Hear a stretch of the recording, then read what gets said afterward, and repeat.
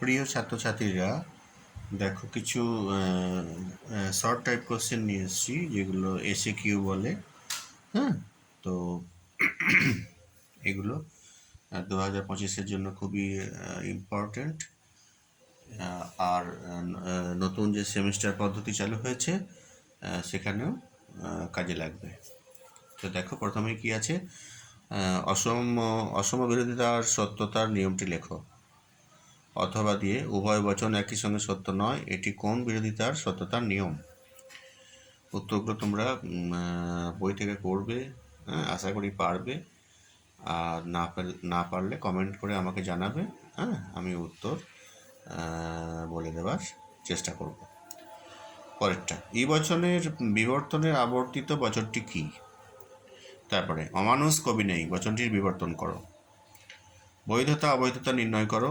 যদি লক বস্তুবাদী হন তবে তিনি দার্শনিক। লক দার্শনিক, সুতরাং তিনি বস্তুবাদী। এটা বৈধতা অবৈধতা নির্ণয় করতে হবে। বেঞ্চিত্রে প্রকাশ করো, সাংবাদিকরা উপস্থিত। স্বতঃসত্য বাক্য কাকে বলে? একটি সংযোগিক বচন কখন মিথ্যা হয়? কয়েকটা, বৈজ্ঞানিক আরোহের সিদ্ধান্তটি কি প্রকার বচন? কি বচন? তারপরে, কার্ভেদ রিড কিভাবে কারণের লক্ষণ দিয়েছেন?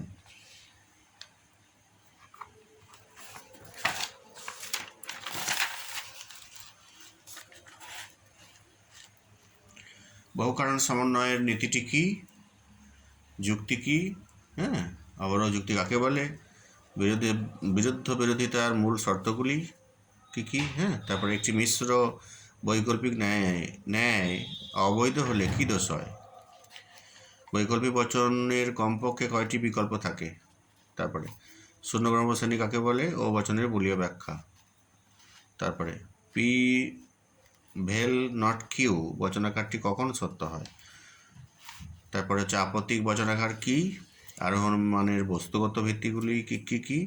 প্রকৃতির একরূপতা নীতি কাকে বলে? আর সামান্যীকরণ কাকে বলে? কারণ ও শর্তের মূল পার্থক্য দেখতে পাচ্ছ? ঠিক আছে। তারপরে, বহু কারণবাদের একটি অসুবিধা উল্লেখ করো। আবশ্যিক ও পর্যাপ্ত শর্তের একটি উদাহরণ, একটি করে। বেশ, অনেক সময় উদাহরণটা দিয়ে বলা হয় যে এটা কোন শর্তের উদাহরণ, এরকম। যাই হোক, আবশ্যিক ও পর্যাপ্ত শর্তের একটি করে উদাহরণ তোমরা প্র্যাকটিস করে নেবে। অবৈজ্ঞানিক আরোহকে লৌকিক আরোহ বলা হয় কেন? মিলের মতে স্থায়ী কারণ কি? আর অনুমানের আকারগত ভিত্তি কি? আরোহমূলক লাভ, যেটা ইন্ডাকটিভ লিপ বলা হয়, লিপ, এলইএপি, লিপ মানে লাভ বা ঝোঁক। মন্দভূমার একটি উদাহরণ দাও। নিবেশন দৃষ্টান্ত কাকে বলে? গ্রাহক কাকে বলে? পরিপূরক শ্রেণী কাকে বলে? ভেনচিত্রের দুটি পরস্পর ছেদি বৃত্ত কয়টি শ্রেণীকে উপস্থাপিত করে?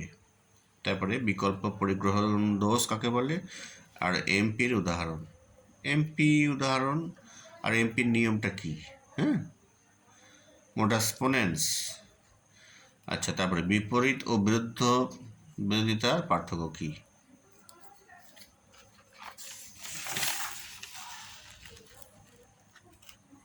যদি এ বচন সত্য হয় তবে এর বিরুদ্ধ বচনের অসম বিরোধী বচনের সত্য মূল্য কি হবে?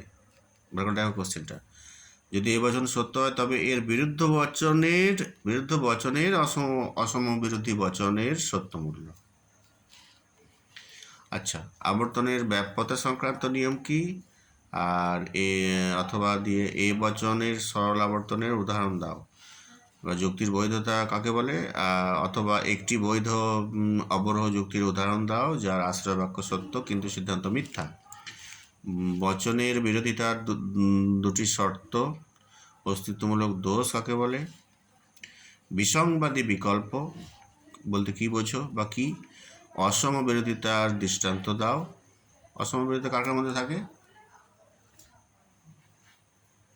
AI আর EO, তাই তো?